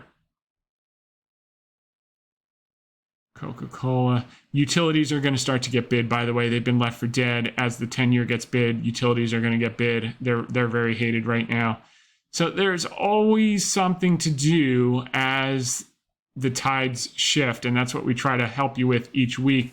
As bad as the headlines seem today with Alibaba, you zoom out. This is a normal bottoming recovery process. Whether you look here, you had the bottom in, then you recovered, you had this pullback, we've had that, then you get this little rally, we've had that, and then you get a couple months of pullback. We're having that right now, and that's right before you get these parabolic moves from, in this case, it was from 160 or 150 to 320 in a year and a quarter. Same thing here. You got the bottom in. You had the rally. You had this check back. Then you had a couple bad months before you started to move. Or you could even look at this move up down here. Then you have the big bar here, a little bit of choppiness, and then straight up from, they go from 100 to 211 in less than a year. So this is normal. This is to separate people from their money who don't understand what they own. Expect more bad headlines. I'm just hopeful that we get the bad headlines right around September 15th when we open the doors for all the waitlisted money coming in, so we can get, and I hope this union strike continues or gets started so we can get more stock at a better price. I'm not holding my breath, but that would be really, really nice if we could get decent sized positions for some of the new people coming in that don't have the size that we want them to have. So that's, crisis opportunity. I think there's a Japanese saying that goes along with that. All right, so here's the KRE, by the way. So everyone is now bearish on banks because they had a bad week. So, you went from 34 to 50 overnight. This is the from the March thing when we were pounding the table. So you basically were up 60% in a couple of months. Now it's checked back to 42. Everyone's saying the world is ending, but look at the COVID low bottom. You had the exact same thing from 24 to 40, then you check back for a few months. So we'll probably grind for a month or two, scare people out of their money, out of their stock, and then you get the parabolic move. Very similar to the great financial crisis. You go from 10 to 22 overnight, then you check back, scare people out of their money, check back more, and then parabolic move. So, history doesn't repeat, but it does rhyme. It's the same thing over and over and over. You get people totally fearful. You get a double. Everyone chases up. You knock out the weak sisters, take them out, make them wait for a little while, separate them from their stock. No one wants in. Take it back up, have them chase again. It's over and over and over. Even Cooper Standard, it feels like it's been the apocalypse the last few weeks with this UAW strike. But this is just normal higher lows and higher highs. This is what we call an uptrend. So higher lows, higher highs, higher lows, higher highs, higher lows. And I think we'll wind up getting higher highs into year end as the strike is resolved. And that'll make a Merry Christmas and Happy Holidays for everyone else. Google, no one wanted it in the fall when we were pounding the table. And by the way, that's a good example, with some of these things, some happen overnight, like Vornado, etc. But like, even if you look at KRE, it was probably 8-9 months that it did nothing off the bottom. And then it was a triple, over the next 12 months. And a lot of the stocks we've been talking about are just starting out of the gate and they feel like they're doing nothing until they do a lot. This was a huge move in Alphabet. We were pounding the table in the 80s, and now it's 135 even after the pullback. And then Intel, we were pounding the table in 25, and now it's 38 in a couple of months. They just take time, but here's the theme. Higher lows, higher highs, higher lows, higher highs. It's called an uptrend. It's called a recovery. Here's Range Resources. It's had a monstrous move, from 410 basis to 30, closed at 32.15. And, our intrinsic value back when we got involved and we've gone through the story, was 60, and that hasn't changed. And I think it's going to work its way higher there. And, over time. Here's Rolls-Royce. Okay, we started talking about this many months ago last year, and it's starting to go parabolic. From sub $1, I think we were talking about this thing at 80 something cents. It's now close to $3. So over and over and over. Even Stanley Black & Decker, it feels like it's had this monster rally because we were talking about it down here in the 70s, and now it's 92. It's not even started. We'll probably get some more pull. Look at how it bottomed during the great financial crisis. It takes 6 or 7 months before you work your way to new highs. Thing is, new highs in this case is 150% move. Same thing in the recession of the tech wreck. It takes a number of months to bottom. You don't get multi-baggers for free. You got to stick it through. Even Amazon, it feels like it's had this monster run from mid 80s last fall when we were talking about it to 137. In the scheme of things, it's just getting started, and people get impatient. Look at Intel, okay, from 25 to 38. That's a big move in a short amount of time. And yet, if you look at history, for those of you technical analysts, this may be a long-term secular cup and handle, not dissimilar to what we saw with Microsoft in 2012. And I'll pull that up actually in just a second. But if that's the case, you could see this thing go from measured move, 35 above 63, $100 stock from 25. That's 4x, 300% with a sleepy, boring stock. And I'll show you what that looks like as they start to compete with NVIDIA. Look, this was a long-term cup and handle. It was 37 in 2000 through 2013, did nothing. Once it broke out from 30, 307 to 366. I'm not saying that's going to happen with Intel. I'm just saying it's not out of the question. When they Gelsinger's the guy I would not bet against. He was groomed by Andy Grove. If anyone knows this business, it's him. And he figured out how to hustle the government for all this free money, billions upon billions of dollars to build factories, which is just going to be a monster. And we get to go along for the ride, which is not even part of our thesis. Because remember, we got into this just on the basis that PCs and servers for data centers had troughed in the first half of this year, which is proving to be the case. So just on their legacy business, which they had some 80% of PCs, we figured it was a double plus. And then if his dreams come true, could be 100, could be a century plus. And I'm leaning more in that direction, as we saw from some of the headlines. Biotech, look, it's just been doing nothing for a year. It bottomed last May. It's putting in its base like you saw in 2016-18, you saw in 2019-20. It's just messy for a while. It doesn't look like it on this chart before it goes parabolic, even in 2009 and 2010. It's messy for a year, and then you get these parabolic moves. Messy for a year, then you get these parabolic moves. Messy for a year or two, parabolic moves. So we're a year in. I think we're there. I think the Fed just needs to get out of the way. Here's the KRE on the short-term basis. You know, it's like the end of the world. This thing is working its way higher. What's it doing? Higher highs and higher lows, higher highs and higher lows. And yet people are saying the end is near because it's down 5% this week or something like that. And that's why, you know, the market just gives such incredible opportunities. Stanley Black & Decker here is on a daily basis. So it looks like a huge move on a daily. It looks like nothing on the monthly, just getting started. And that's why you have to zoom out if you want to make big money in this business. Here's the TLT, which is 20-year bond ETF, Treasury ETF. It put in that bottom on the day that manager said he was going short in the hole. It hasn't taken that out. And I think it's going to work higher, whether it's because of the positive divergence or the commitments of traders data, which is more important to me, or whatever. Look at Vornado on a daily chart. By the way, on a monthly chart, kind of looks like it's getting started. It's got a long way to go. On a daily chart, this move is enormous, okay? From 12 to 24 in a couple of months. You couldn't give away commercial real estate. We were on the claim and countdown in this period, under $15, pounding the table. And, you know, the guy next to me was like trying not to like puke in his mouth. And here we are. It's a double. So you go back and pull up the tape. Here's XBI. It just feels like the grind of all grinds.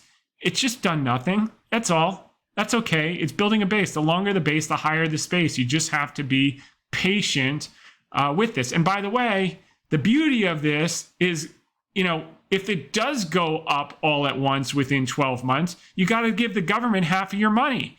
Whereas if it takes over a year, 12, 24, 36 months, which is the ideas we like to do, you get taxed at a much better rate, and that's what we want to create as well. So, article of the week: steady as she goes, stock market and sentiment results. So, with all the noise about how the market's been down every day, blah blah blah, it's doing exactly what it did April through June, and then you had a parabolic move up about 12% in a couple of 6 weeks, and now it's consolidating that big move. And I think we're going to make another nice move into year end in accordance with the empirical data that we showed earlier. So what's ailing the market? On August 18th, there were big headlines that a major manager had just put a huge short on bonds, expecting yields to blow out. On our podcast VideoCast that day, we said this particular hedge fund manager probably called the bottom in bonds and the top in rates by shorting in the hole. One of the most crowded trades in history. With the exception of one day, yields have stayed below the level when the big announcement was made. We anticipate that will persist and has broad-ranging implications, which we discussed in extensive detail on our 3 media appearances this week. So that was when he says, I'm getting short bonds in size. And so far, they've rallied up and starting to make higher lows, and we think that will continue. We've covered the commitments of traders data, showing that it's crowded. They're all jumping on at the exact wrong time, and that's why we believe a reversal is imminent, which we covered with Charles, and we covered with Patrick, and I think we covered with Ali. Update on 3M, you can read it here. They've settled the PFAS, they've settled the earplugs. They continue to compound capital at double digits. we think that this is worth a lot more. And as you get more certainty with the healthcare spin, with the core business continuing to produce, with the payouts deferred over time, which reduces the net present value, which is also tax deductible, I think people are going to actually be able to start to value the business again. And we put it at double. And that assumes little growth. I think you're going to see growth reaccelerate, and we're going to have a monster on our hands with this great stock that you can't give away with the 10-foot pole at the moment. Alibaba, we covered the private round, how this is an implicit wave from the government that they want to be partners, and earnings. And then general market indications. These are things you see near bottoms, not near tops. 10-day put call is peaking just like it did at the COVID lows, the 2015 and 16 lows, the 2011-12 lows, and then it'll work its way down as the stock market works its way up. Same thing with the NASDAQ. We've covered this one. You get these checkbacks just like you did in 16, just like you did in 13, which is part of multi-year rallies. This is the Cohen high-low. You can just look at them. What were these indicators doing at bottoms and tops, and what are they doing now? And it will point to the same conclusion that we're drawing, that we're in the early stages of a recovery, not near a top, if past is any prologue. The PMO by all is just getting going. The PMO by SPX, which we've covered many times, is just getting going. NASDAQ McClellan summation is just coming off the mat. VIX is collapsing. Earnings are going up. Sentiment is picking up on the retail side, but it's not overly elevated. Fear and greed is neutral sentiment, and the National Association of Active Investment Managers are back to chasing after they sold in the hole in August. Those of you on the wait list, some of you have called over the weekend. We expect that to be back open next week on the 15th or so, maybe a couple days before, maybe a couple days after. So if you've sent in your subscription documents, you're confirmed. If you've set up your Interactive Brokers account, you're all set to go, and we'll just contact you on the day we go. You can wire in the rest, and we'll be good to go. Those of you who want to get on the wait list, click here. And for more details on that, we're very excited about the opportunities that August has created for the new money coming in. And here's the earnings power of the energy sector, top 30 holdings. Cumulative earnings power for this year and next year were both revised up just over 1%. Defense and aerospace both revised up just under 1% for this year, 1.9% for next year. So the aggregate earnings power of the top 30 weights of the defense sector are up. Earnings continue to go up.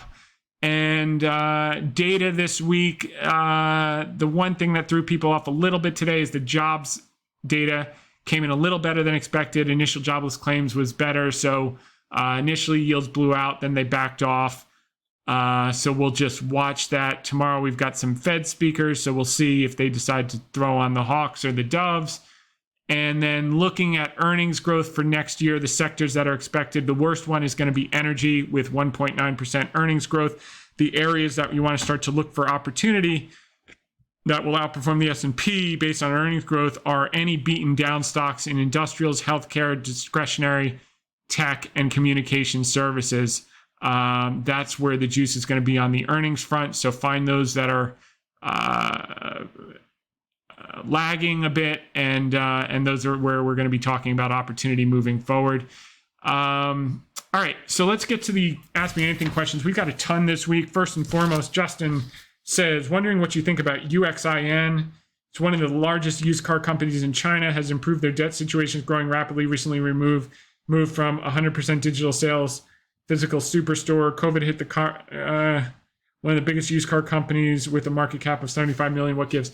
I will not touch, you're probably a new reader. Thank you so much. I don't touch anything but the biggest, best companies in China because it's a coin flip whether they're going to be a fraud or not in terms of accounting. So I just don't mess around with it. Shannon Sabin says, Senor Hayes, last week he made some fantastic points about the administration doing behind the scenes work to avoid a prolonged UAW strike. But in a scenario where the strike happens for a long, prolonged period, would you consider buying any of the used car companies like Carvana, CarMax, etc.? No, the government won't let that happen. Elliot, okay, that's for investing. Anthony investing. Liza, Liza, Zedanov. Thanks for the weekly video cast. I get a lot of value from it. Wanted to ask if you could take a look at Paramount and Walgreens. I believe both are trading under their intrinsic value. These are value stocks that are potential value traps, but I think if they're sized correctly, you're going to be okay. Again, this is opinion, not advice. Go to terms here. We don't know your financial situation, etc. So Walgreens Boots, they just got rid of the terrible CEO. I think that starts to work again, even though they bought some crappy businesses. They'll bring in someone to figure it out.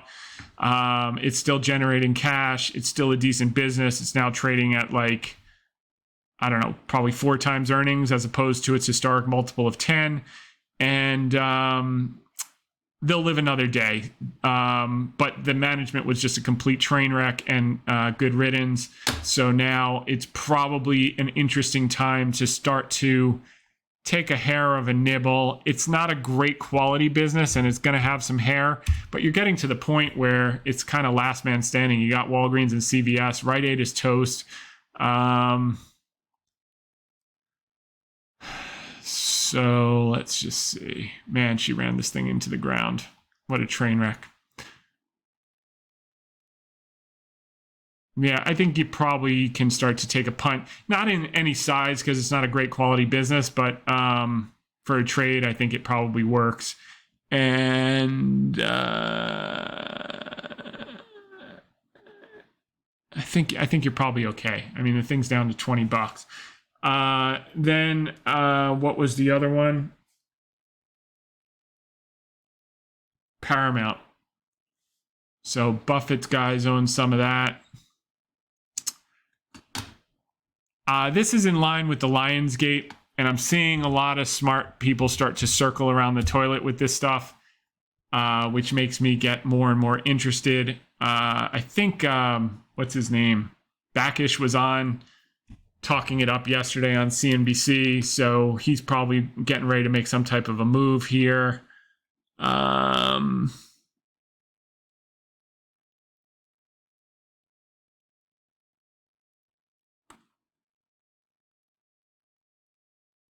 Yeah, I mean, they've got a lot of debt. We start wide recovery potential to license sequel. I think it's probably worth a punt. You know, this is probably not something I would put in client portfolios ever. I think it's too risky. But if you want to do a punt in your portfolio with a couple of points or whatever of equity, you know, you may wind up with a double or triple over 3 or 4 or 5 years. These are trades. It is a low quality business, but I think something's going to start to happen in this group. They've literally been left for dead. Eric Walker, interested in hearing your thoughts on Kava Group. Kava we covered, not for me. Americans like cheeseburgers. I've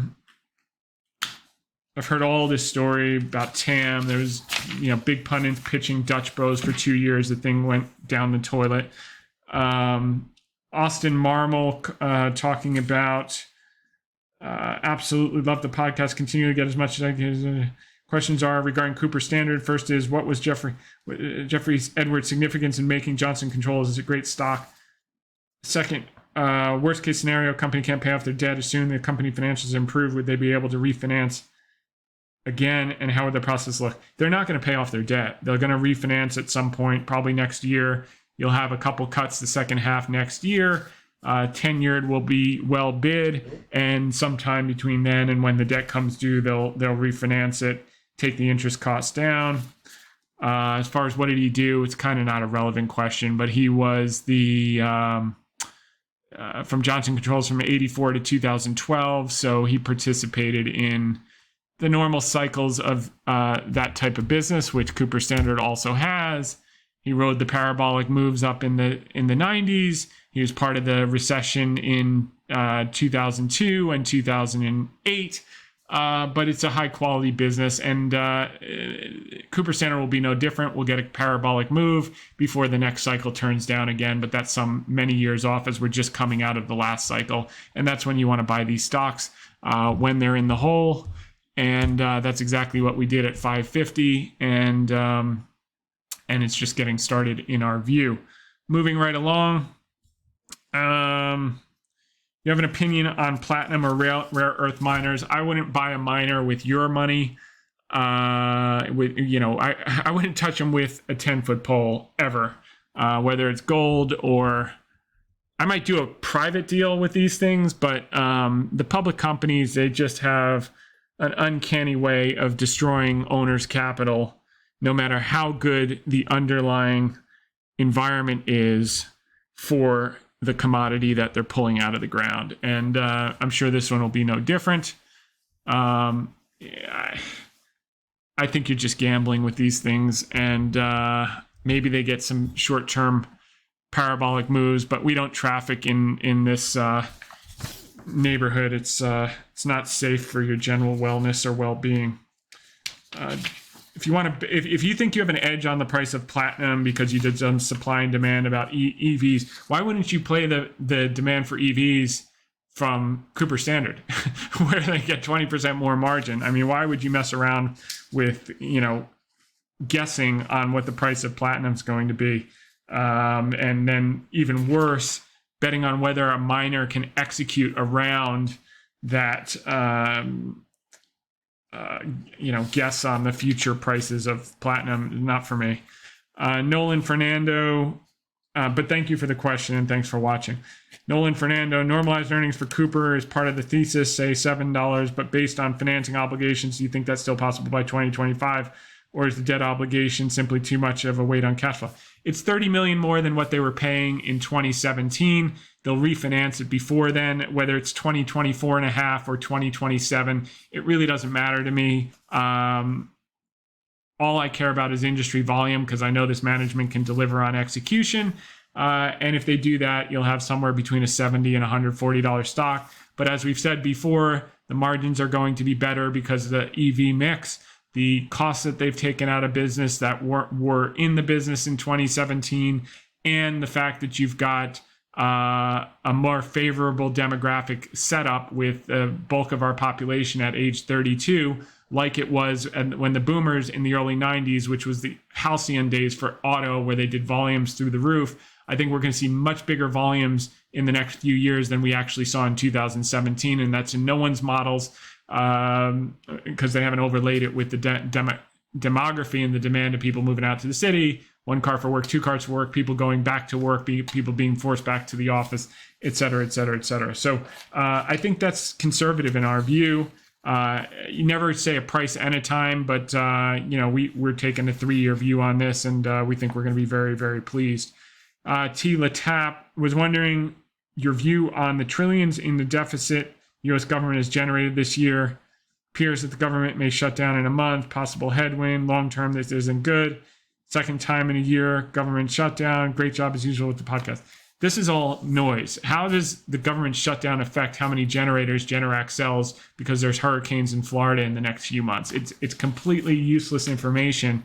What does that mean? It means they're going to have to run inflation above trend and inflate away the debt. They just haven't figured that out yet. So like all politicians, after they exhaust all other possibilities, they'll come to the right conclusion. And the right conclusion is they have to do what they did after World War II, when debt to GDP was 120%, which is run inflation above trend 3 to 5% for the next 3 to 5 years and inflate the debt down to 60% of GDP like they did by the mid-50s. And roll off to the races. And there are a lot of similarities in terms of demographics in the early 50s and right now that I think are going to come to play. And the other thing that you're not taking into account is nominal growth. When you have the bulk of a population at this age, you tend to get much higher GDP growth than people expect, which we're seeing in Atlanta GDP now and other metrics.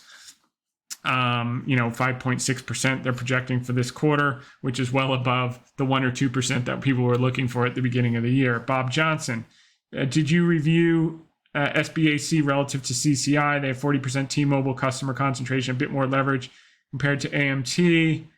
Pay a low dividend. Curious on your thoughts around telecom REITs as a basket player, just betting on CCI. We like CCI. I mean, if we had to do a second one, we would do AMT. But, with Crown Castle, you're paid, I think it's 6.78% while you wait, and they're growing the dividend at 7 to 8% per year. and they have 40,000 towers, and they have the small things that are going to be the small antennas, which are going to be very important for the 5G, and. So, you know, we have our reasons. David Perella was wondering if you heard the news about the NVIDIA conspiracy with CoreWave, one of their clients, and to what extent you could be true. Keep up the hard work and loving the VideoCast. All right, I don't worry about conspiracy theories. I did read the article. I'm actually not going to show the website because I don't really want to give credence to that stuff. But the accusation is that NVIDIA extended a $2.3 billion credit line to CoreWeave, a company they control, which was secured by a $2.3 billion purchase of GPU chips, which just happened to be the amount of their most recent quarter beat in data center. If you remember, I forget, their data center was up like 144%, and it was like basically right to the penny. The beat was in line with the money they extended for this group to stockpile chips, which the accusation is they're kind of the conspiracy is that they're fluffing their numbers. Look, if that's what they're doing, eventually catches up to them because you can only do that so many times. For me, it's a no touch. As a matter of fact, I was on Yahoo a number of weeks ago. I'm going to play the clip. I think it was in June or whatever. Apple was $194 and NVIDIA was $475. And they asked me to pitch two stocks I wanted. I think I pitched Generac and PayPal, and two stocks to avoid. I never like talking about, and I said to them, they're both great businesses. They're just overvalued. Here's why relative to what we're interested in. Since then, Apple's dropped from 194 to 171, and NVIDIA's dropped from 475 to, I think today, 461. So here's the clip. Tom, let's talk about some stocks that you're not as excited about. Okay. Apple at one of those that you've picked out. Is this a valuation issue? Because this is, I mean, Apple is one of those sort of those steady stocks, right? I mean, is this just about the run-up that we have seen in tech overall? Yeah, so these are two of the greatest businesses in the world. So, you know, we're not shorting these stocks. Our base case is that we're going to continue to see a rotation in the second half where the stocks that ran up the most in the first half are going to perform less well. It doesn't mean they're going to crash. It doesn't even mean they're going to go down. It means that they're going to underperform relative to the catch-up trade, some of the groups we talked about, financials, small caps, et cetera. You know, when you look at Apple, though, objectively, they're growing earnings. Their long-term earnings growth rate for the next 5 years is expected to be about 7.9%. They're trading at 32 times earnings. Now, you can say, well, it's the greatest company. They should have a premium. Yes, they should have a premium. But over the last decade, most of the time they traded, their multiple was in the low teens because they had the low earnings growth rate. And that implies a 3 times price to earnings growth rate PEG ratio, which is a little rich. So all we're saying here is for new money, we wouldn't be chasing this stock. You know, we would certainly be strongly considering it if it came down at a lower price, but you may never get that big discount. We're just saying underperformance for the second half on this front. Tom, I'm guessing you're going to have a similar stance as to why you're not liking NVIDIA, given the price evaluation and the massive run-up that we've seen over the last several months. Well, look, again, NVIDIA is a great business and going to continue to do well as a business, and they're growing earnings actually at 21% long-term expected growth rate. So the 59 times PE is slightly more justified, but at 24 times sales, I literally just can't stomach it. Maybe I'm old-fashioned, but I can find better things to do. I look for, you know, very simple businesses that I can understand for doubles and triples over a reasonable amount of time, 12 to 24 to 36 months, and I'll leave the shiny new objects for others to discern. But great business, just a little too rich for my blood. And we're back. All right, Vinod Nemaguda, thank you for sharing the information. I really wait for your weekly podcast from you. Thank you for watching. Appreciate that. I have a question on, are you looking at following stock FIS, Fidelity National Information Service? Okay, so this one's kind of interesting. I haven't really done anything with this because I already have exposure through a basket of banks, but this stock's down from 147 to 47, so it's down 66%, 2/3.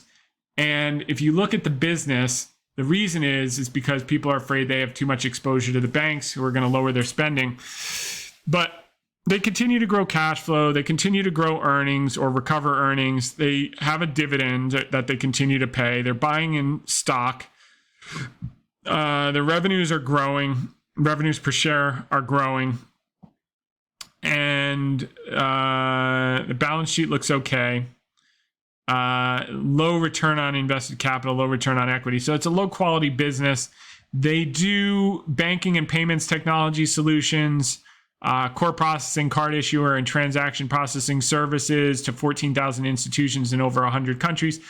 I think it's good for a trade, probably. Again, this is opinion, not advice. We probably wouldn't take the trade because it's not as good a quality business as we would like. But when you have a stock that's kind of beat down this much, the margin of safety is large enough. It's probably going to be okay in our view. So Vinod, that's without starting to do real work on it. I'm just trying to help you in 2 seconds.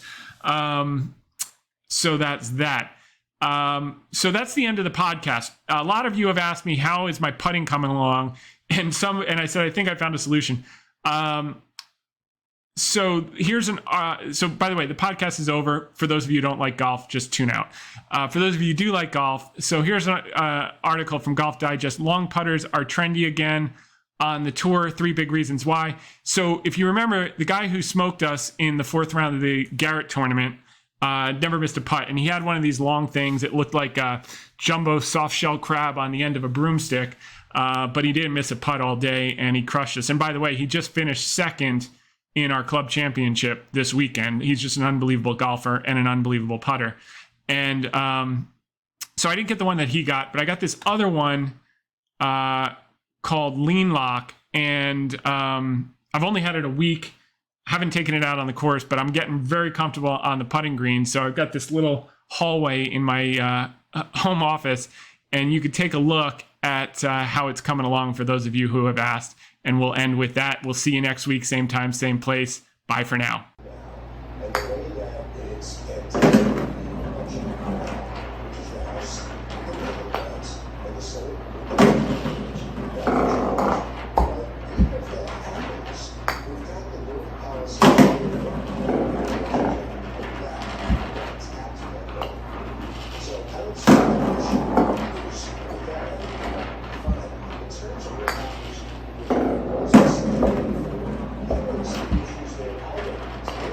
maybe this is the story that allows Trump to go after Jeff Sessions and say, he went through, he should have done this, he should have kept it moving.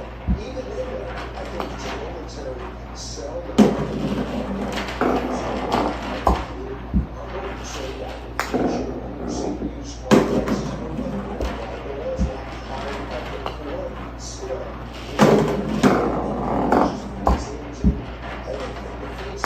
So that's my biggest concern.